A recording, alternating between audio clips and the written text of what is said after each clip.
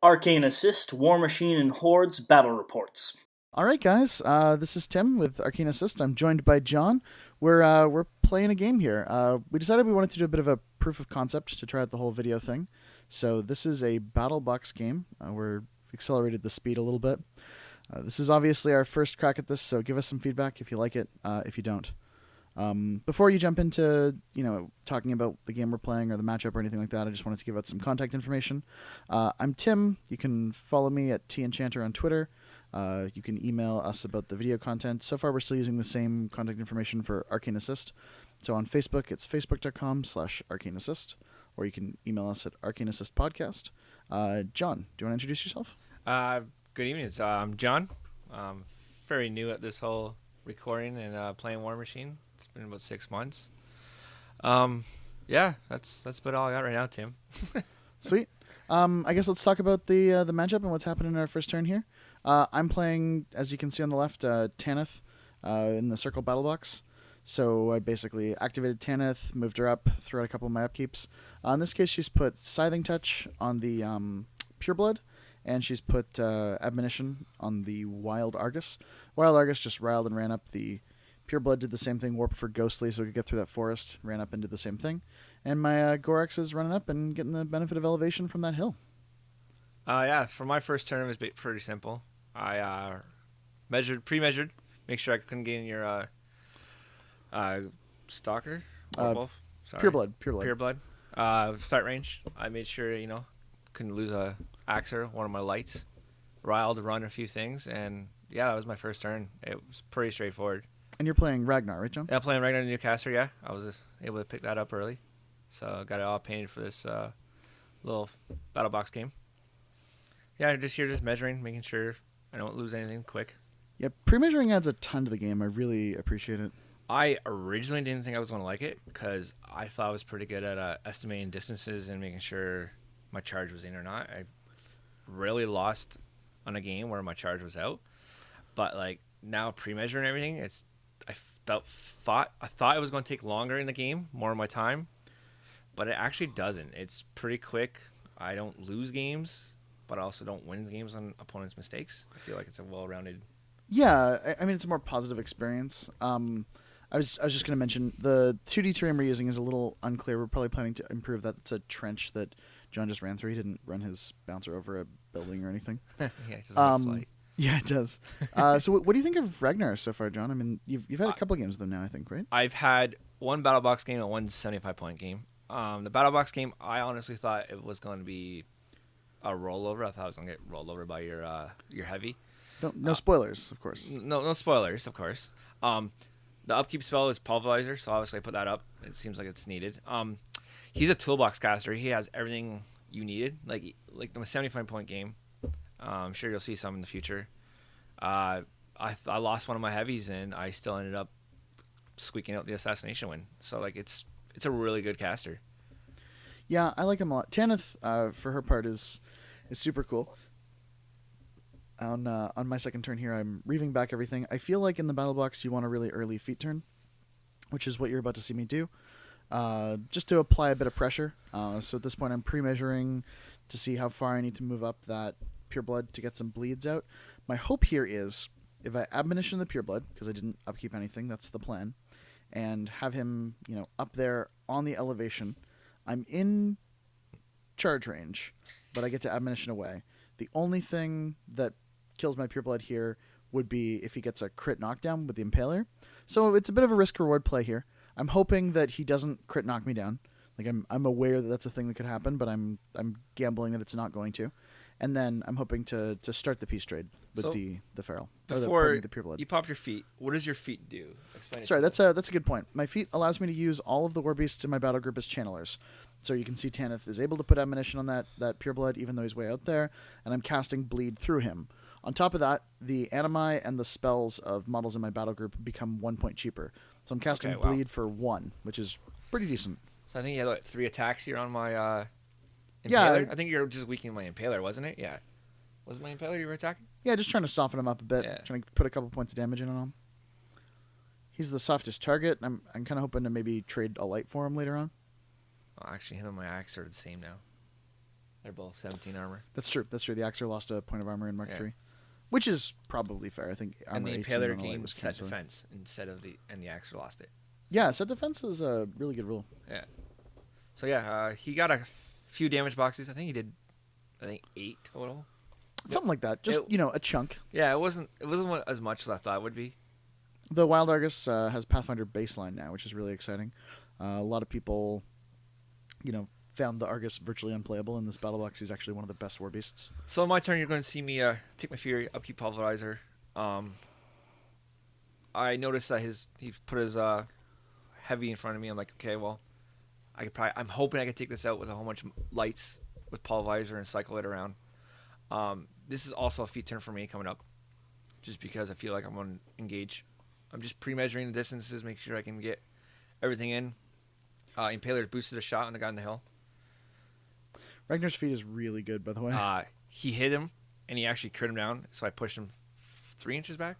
No, 2. I think it was 2. 2 inches. Yeah, I mean, that's the crit smite I was hoping wouldn't happen. But... So, obviously, when he says, hopefully it doesn't happen, it happened. Yeah, no. Oh, sorry. It's 4. D6? It's Yeah, D6. it's D6. Full 4 inches. So, I didn't... This actually was a problem for me, pushing him the full 4 back, because I couldn't get the bouncer on him on a charge. It's a little farther. So, I think I have to... I think I'm rolling damage. Did a few boxes. I think my Axer goes in, and I measured it. And I was doing the math. I thought my Axer would be able to kill you with Pulverizer. What's the Axer's strength? Of Power 14 plus 2 is 16. 16. Power And then 16. the Pureblood's armor 17. So it's dice off 1. Dice off 1. You have to charge to get there? Is that right? I have to charge to get there. Did you need to get rushed? My caster had to go and put rush on him as well. So you haven't cast your own Animus, but No. you've spent a Fury to charge, Yep. which means you're doing, let's say, 10 damage and then by 2 attacks. I mean, the trick is also hitting, too. Correct. Oh, no, You're sorry, I'm knocked knocked down. down. Right? You don't The crit need to knockdown roll to was hit. huge. Yeah, so you have the boosted damage, then you have 2 dice minus 1s. So yeah, you do, 22 damage. You leave me on probably 10 boxes. Yeah. Maybe you get a bit of a spike, I was too. hoping for a spike. Also, I did 8 with the Impaler. That's true. That's right? true. So I had So actually- I had you around 23 boxes left. It's pretty likely to finish me here. So now I'm just trying to measure if I can get my bouncer in. And it was close. Like, it was really close to my bouncer. But Yeah. I had to rush my bouncer as well to get him in, to get both attacks. But I also wanted to leave my caster on a transfer. Pretty sure I left him with one. We have slightly better widgets now, using a section of a Museum spray template. Yeah. Not recommended practice. As long as you're using the side of the spray, it's fine. As long as you're not But the using front of pre-measuring, it. though, like, you can use whatever gadgets you have with proxy bases. Yep. And you can see how close you'll get, which is great. Like, It is. There's a lot of times where I'm putting proxy bases down with 10-inch templates to make sure I'm in. So I transferred my caster one. He put Pulverizer and Rush on the Axer.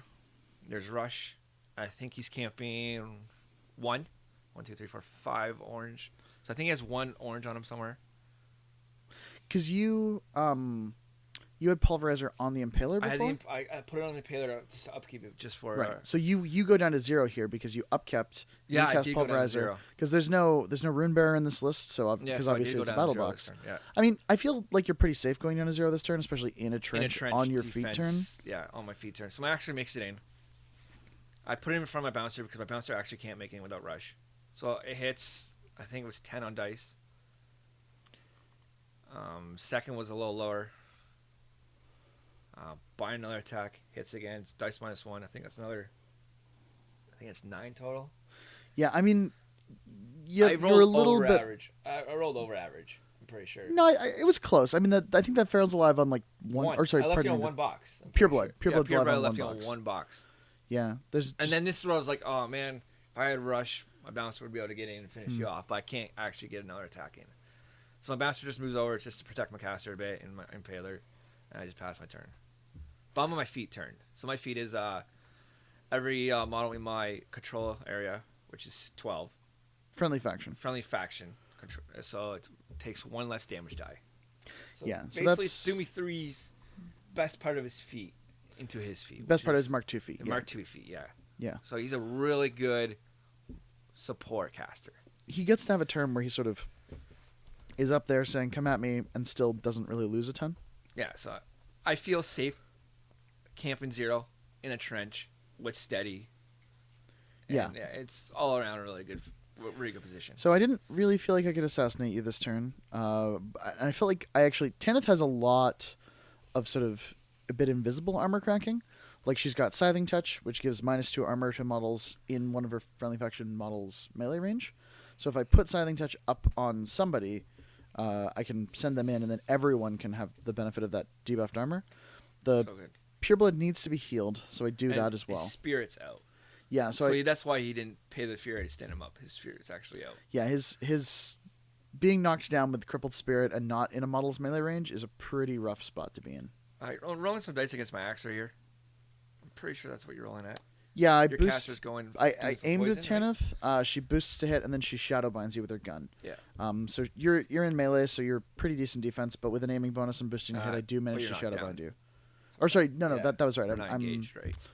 yeah, I'm on a you're- hill. So you're defense is knocked down. 14, but still, like, Yeah, aiming. You hit boost, everything, She needs a so- boosted 6. yeah, it hits. And everything. then you get shadow bind. Everything within 4, or pardon me, in AOE 4 does. The Pureblood was out of that AOE, Yeah. and then I put Scything Touch on the Gorax, who then goes in. Tannith went down to nothing to get some extra damage in on you. But once again, look in the board scape. If I lose my Axer, you're pretty safe back there. Like, there's not much I can get at you. Feel pretty safe, although she does have Prowl, which is nice. Oh, and she stealths in the forest. So she's stealth in the forest, which is big because apparently underestimating Impalers is how I, get pieces ripped off the table. Well, the Impaler's good now because like he can cast his own animus for 1. Yeah, that So like he can a lot of snipe, people boost kinda- a shot and boost damage, which Yeah. is so much better than paying 2 and only boosting either the attack or the damage. it's true. It's so much better now. I mean, he's a better piece, but he can't like put the upkeep out on, or pardon me, he can't put the animus No, out he on no people. longer could pass the upkeep around, which we was used before because it was useless on him because he was unable to get boost damage and attack. So Where- he's a much better piece, and like casters can still have it, Yeah. but yeah. Sorry, I was just gonna comment here. What's actually going on is the Gorax Left me on what? primaled 7 or 8? himself. Or no, sorry, Tannith primaled the Gorax, and Scything touched him. He went in and did some real work. The Wild Argus comes in, also still benefiting from that Scything touch, and the Wild Argus combos. It charged 4s you hit because my defense because of is the shadow 12 bind. on shadow bind, so you hit on 4s. And then the POW 16, there's a location die there. It's a little bit difficult to tell the difference between the gray and the black in this shot. But I'm only rolling 2 dice despite the charge because of your feet. Yeah. And then I do a big chunk of damage to you. I think I get to... I mean, it's only dice off 3 on the non-combo 17 armor. attacks because your armor goes down to 15 because of Scything Touch. Yeah. And I'm POW 12 on the regular Oh, heads. there's 9 on dice there. So there's I a think I there's a killed it good right boosted there. damage roll that Like that was- finishes yeah. the Axer. So that's under my feet turn. A full Axer took 3 activations. Tannith plus the 2 lights. Yeah, Tannith so plus it the took 2 lights. 3 finish it. activations, which is pretty good on my hand. She Like- has pretty good armor cracking though. I mean, she's like that's pretty good for being able to kill a model on his feet. The Pureblood warped for Ghostly. You healed him for 1, so his spirit was back. He regenerated, and then he Yep. backed up. Yeah, and then he backed up. So like you can see on the side, Tim's healing. So everything's out. Everything's back up, working now. This is the force to regenerate, so he heals for another 2. Yeah. So everything's back up. Everything's working now. Yeah, and the ability to warp Ghostly on the Pureblood is really good because now he's in the concealment, which makes him just a little bit more defensive. So now it's my turn. Pollard's down. I get all 6 of my fury back. I think you only see 5. I bring 1 back later because I totally forgot. There it is. There you go. That was the upkeep one that you yeah. forgot the first turn. So everything's there. I'm thinking to myself, okay, I'm down a light. Most troll players are thinking like their troll box isn't the greatest because it's only 3 lights, but the 3 lights are pretty good at engaging pretty hard. There's a lot of utility in it. Yeah, like the Ragnor gives them like Pulverizer, which gives them +2 strength, which is really good, and beat back if you really want to follow it up. Yep. You don't see beat back because I'm checking the AoEs for Shockwave. Because Shockwave, if you directly hit a model, all models underneath that is knocked down as AoE 4. Yep. It becomes AoE 4 if you directly hit. If you yeah. don't directly hit, it doesn't. So do there's anything. nothing. So if you miss, it's nothing, which I'm still learning because it's like, oh, what? Everything else scatters, but this one doesn't. So you have to directly hit a model to knock it down.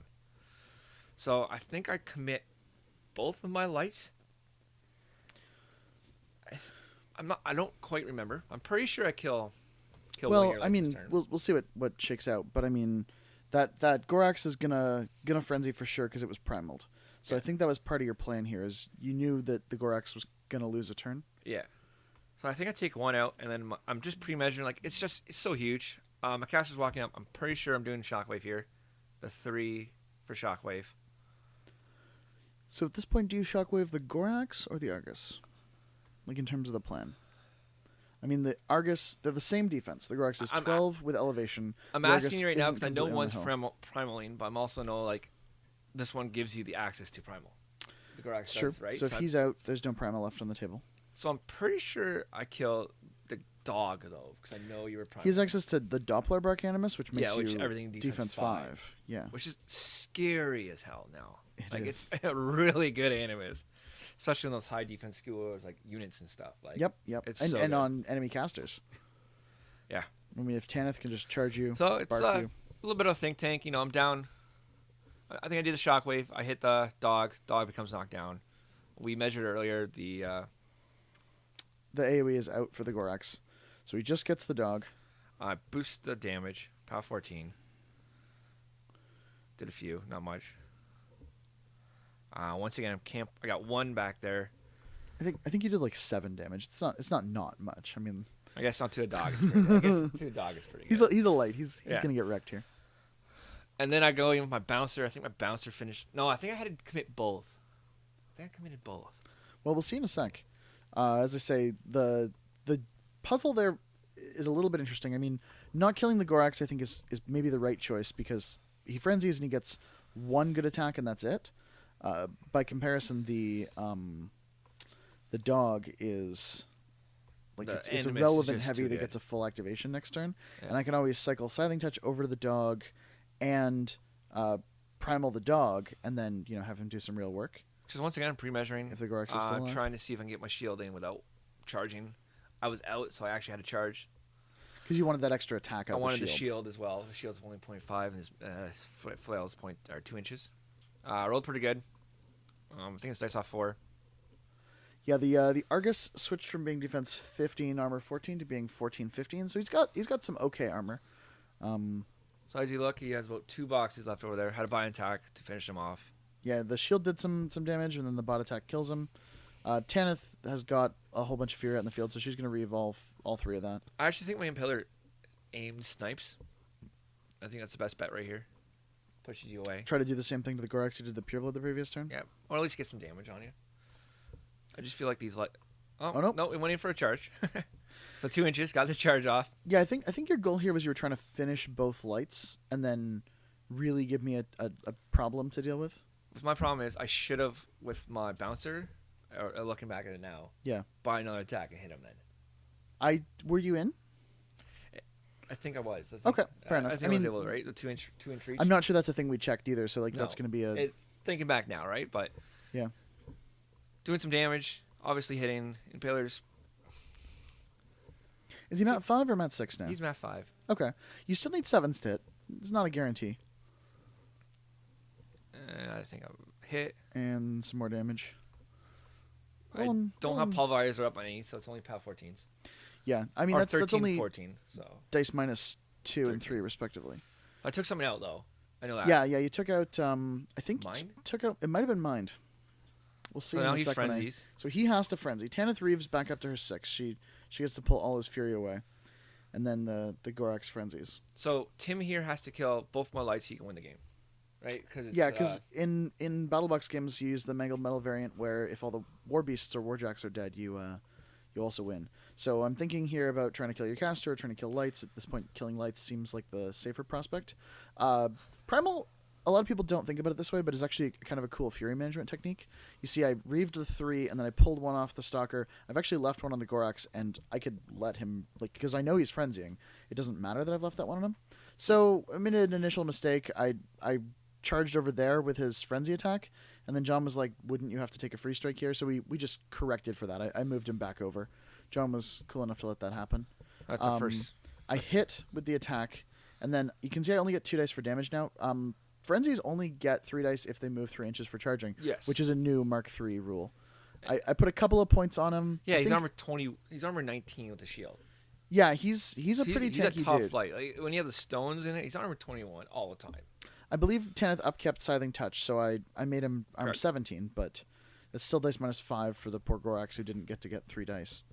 And his mind was out, so only No, I No. think it was just his spirit that was his actually spirit out. was out. So Okay. it didn't end up making a difference for him. So at this point, I feel like I want to try to do as much work as I can. So it kind of has to involve Tannith contributing. I'm trying to see if I can charge the pureblood in without needing to warp for ghostly. He's in 'Cause you're rough terrain. forest, right? Yeah. Yeah, Okay. so I'd like to have strength because with strength I can do some real damage to your armor 17. And, with strength, he goes to 16, so that's dice -1 with 2 initials. I mean, I might be able to finish him. But if I have to warp for Ghostly, that's a problem. You have no way of giving him about Pathfinder, like no toolbox for caster? No, the Wild Argus no longer has that Animus, so she doesn't have access to Pathfinder. I mean, you've got Pathfinder base on the Argus, and you have Warping Ghostly on the Feral, on the Pureblood. I keep calling it a Feral. You have Partly my fault. Warp Ghostly on the Pureblood, but you have to warp for it. And he has a 1-inch melee range now, so that's something. Which is great. But all it's- Warbeast game, that's really nice. Not everybody, but a lot of them did. A lot of places where there was a 0.5, you went up to 1, which is a Really quality nice. of life upgrade. Yeah. Yeah. So at this point, I decide Tannith's just going to try to be a boss, go in and do some of this work herself. I'm debating putting Scything Touch on Tannith and then having her 2-inch melee range engage both lights. I'm sort of regretting keeping Scything Touch up on the Gorax. I was hoping to do a bit more damage with Okay. its Frenzy. What did you end up warping for? Like, what did you I put up on haven't this? warped yet. You put Sign Touch? He got... The caster went put a spell up. Sorry. She put Primal up on the... Okay, so he primal. Okay, so he's Pureblood. going nuts next turn too, unless you win this turn. Okay. Yeah, so I mean, because you left the Gorax alive, I got to put Primal up, and I was pretty sure I needed Primal because I thought I'd have to warp for Ghostly. So Tannith charges, and she boosts to hit, and I think she gets the Hits. critical Shadow Bind here. Yes, she does. So she Shadow Binds Even the with set Impaler. defense, he still he boosted because of set defense, and he still got the crit. Yeah. So I Shadowbind doesn't really help me a ton because he also has a 2-inch melee range, but I mean, it prevents him from doing some stuff creatively. It also possibly prevents him from going into the Gorax, which I was a bit concerned about. She boosted damage because I figured that was, she boosted damage from the charge. But Yeah. so at this point, you're Shadowbound. I've got 2 on Tannith. I'm a bit stuck in terms of options. So one thing I considered doing here was camping the 2, but instead, because I don't know, Battle box game, like you do, I All spend or the 2 nothing. and try to, This is where Worm crashes on you. it does, yeah. But I spend the 2 to heal the Pureblood. Knowing that I have to commit the Pureblood and I'm not going to be able to kill both lights, I wanted to have you try to assassinate Tannith. I figured going down to 0 with her, she's a little tankier than she looks. She has some boxes, and at this point she actually has more boxes than both of my war beasts. Yeah, because I think this one, the Gorax. No, what is it called? The Gorax, yep. There's a Gorax. Yep. I think he's got like 8 boxes left, and Yeah. this one you only healed for 4 total and regenerated for like And then 3. so Tannith spent 2 more to take him up to 6 boxes. Yeah, So so, you I'm have like, if he's 14 on total 6 boxes, yeah. So they've got 14 total. Tannith has 15 total. Like between the 2 of them, I'm like, I want to give you a difficult decision to make here. So you charged in. I think once he warps Ghostly, he actually just gets to walk in. I boosted it. Oh no, so charged. he did charged. end up Yeah. charging. He did end up charging. I did almost one shot my bouncer, as you can tell. I think he did like 17 out of the 22 boxes I had. Yeah. Like, it was a huge hit. I think you 2-shot my. Yeah, you 2-shot in my bouncer.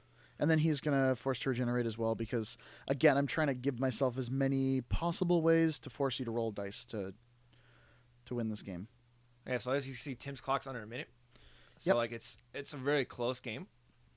So I'm down to 1 light with, I think he's been hit for 8 boxes earlier on, so he's at like 22 life. So like this turn I'm thinking, okay, I have enough to kill a heavy and a light? 20 boxes? Your light doesn't have 30 boxes though, right? 28. He might be under. No. 18.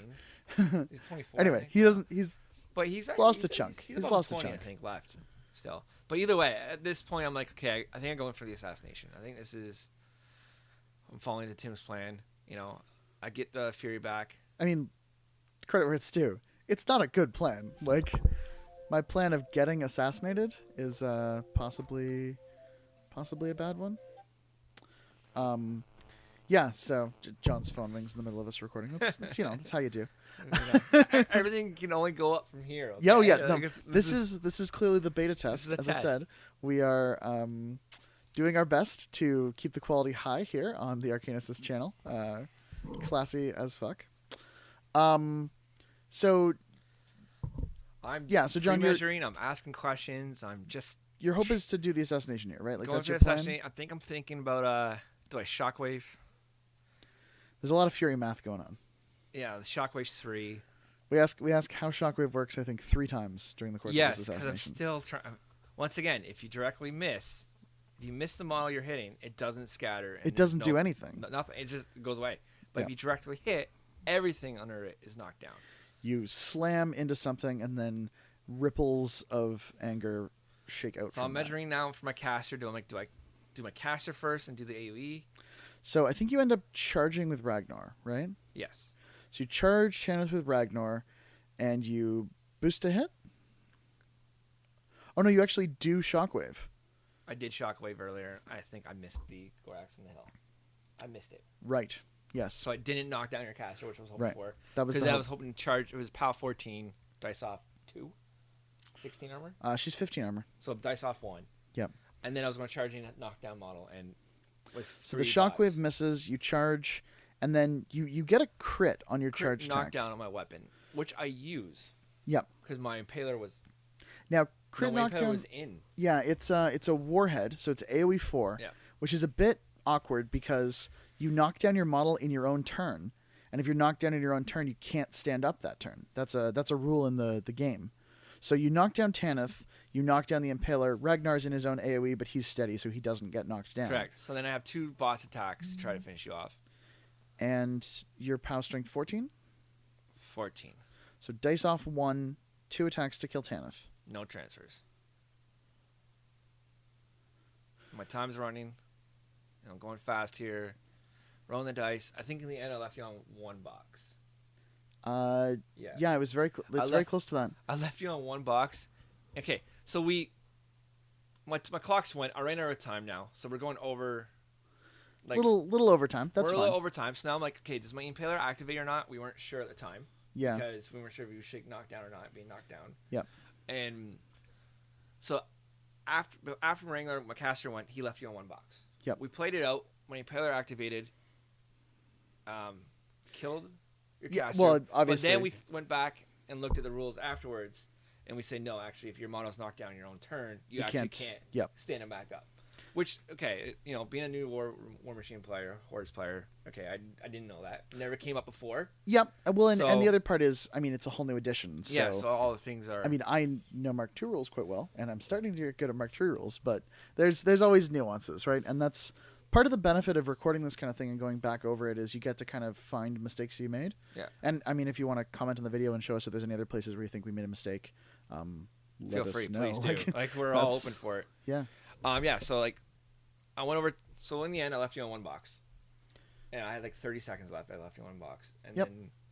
then the Impaler activated, but we noticed it couldn't activate. Yep, So, so- like, in the end, we... So at that point, we called it a death clock Assassination. victory. Yeah, death clock. Either way. Exactly. Yeah. And yeah, that's our first video, folks. So let us know if there's any thoughts or any concerns. We'll try to improve for next time. Yeah, please feel free to give us any shout-outs or... Yep, let us know in the comments or whatever. And that's us. Thanks a ton, and thanks for hanging out.